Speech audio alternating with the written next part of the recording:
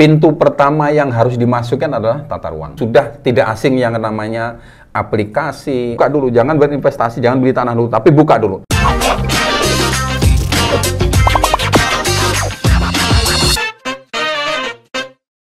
Salam sejahtera, Sobat Inovasi. Kembali bertemu dalam podcast Bagaimana Banjarmasin Bekerja, sebuah media informasi yang menyampaikan tentang inovasi-inovasi yang sudah dilaksanakan di Kota Banjarmasin, baik oleh pemerintah daerah maupun oleh masyarakat.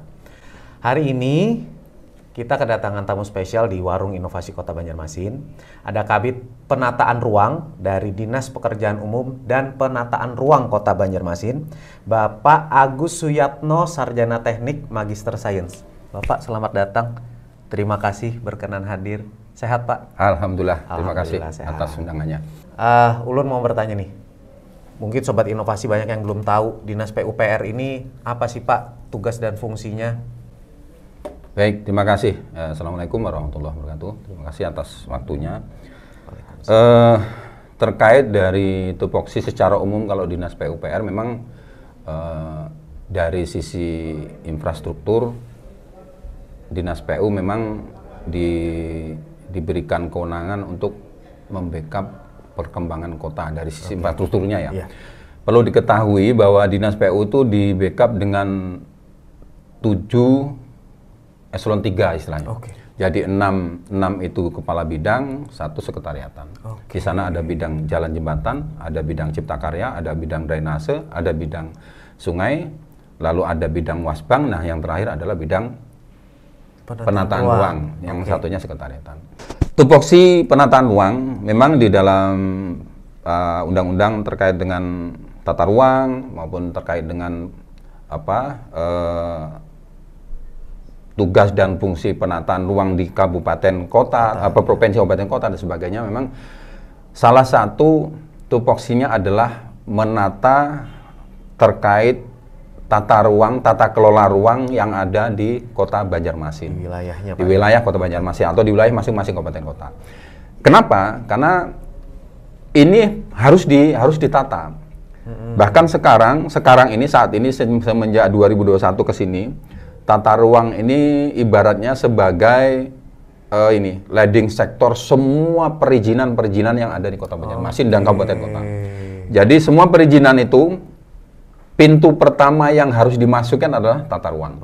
Sesuai nggak nih? Iya, sesuai nggak wilayahnya. Nah, apa dasarnya? Ya dasarnya satu, kebetulan Kota Banjarmasin sudah memiliki Perda Rencana Tata Ruang Wilayah atau disebut dengan Perda RT/RW, itu nomor 6 tahun 2021.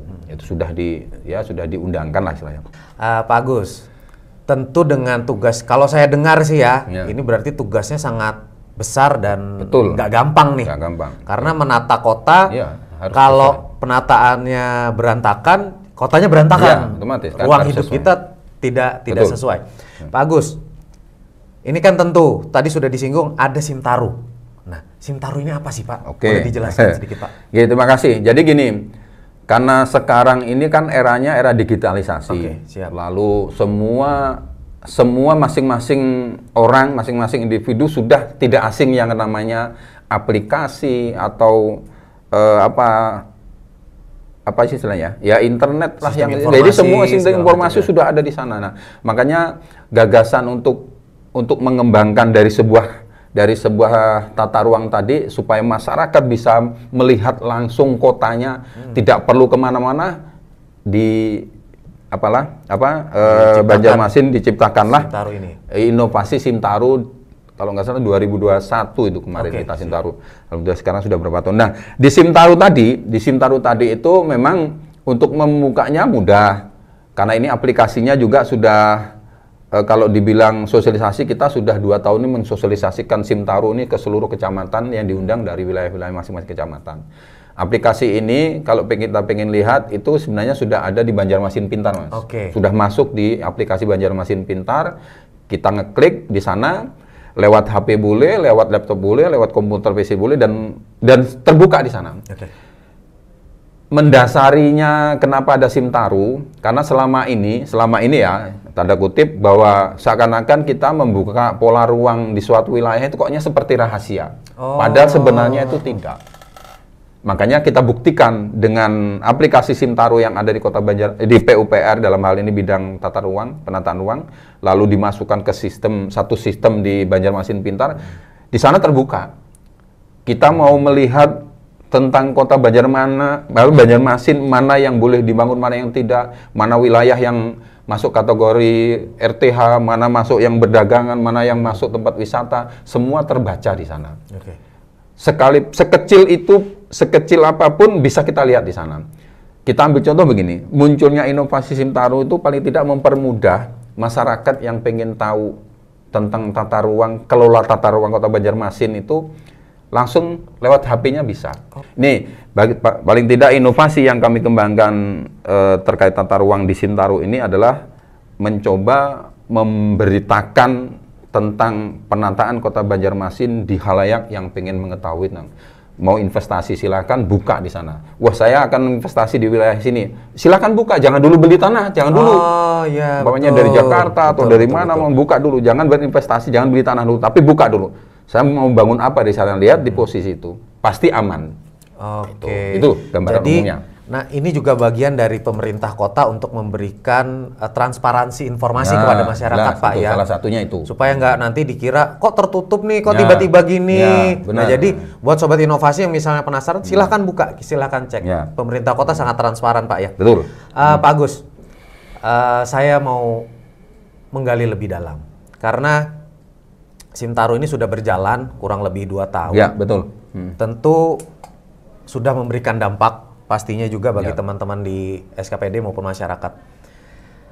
Tapi masa sih berhenti di sini? Nggak mungkin dong? Nggak. Kita terus berinovasi. Ini kedepannya mau diapain lagi, Pak, pengembangannya, keberlanjutannya? Betul, terima kasih. Kebetulan gini, ini salah satu contoh pengembangan inovasi Simtaru yang sudah dimanfaatkan masyarakat itu luar biasa.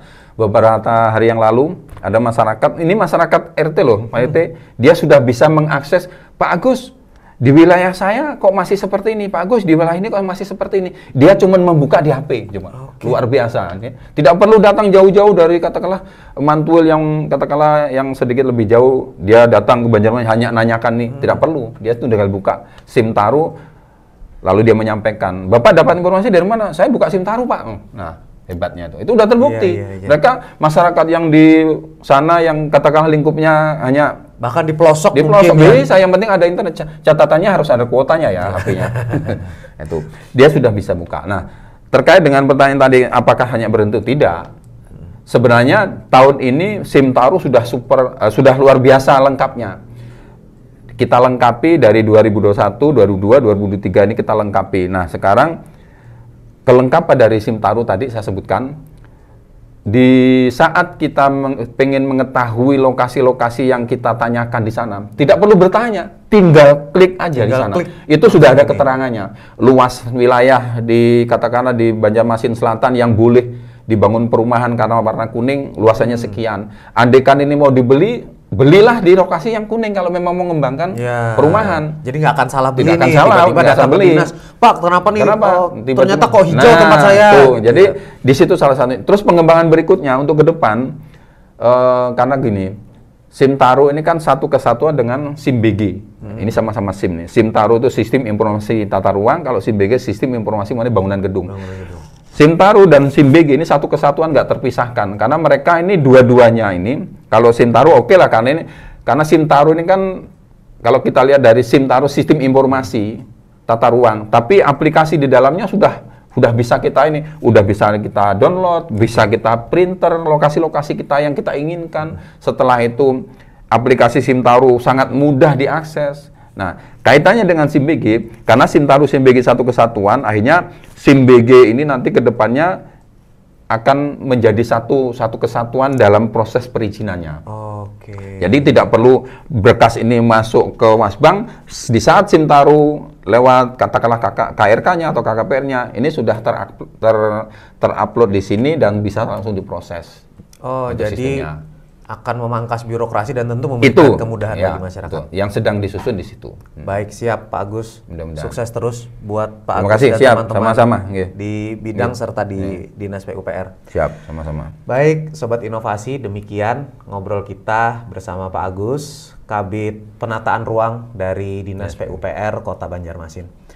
Semoga ini memberikan informasi dan juga inspirasi bagi Sobat Inovasi semuanya. Bagaimana Banjarmasin bekerja? Terus berinovasi. Terima kasih. Salam inovasi.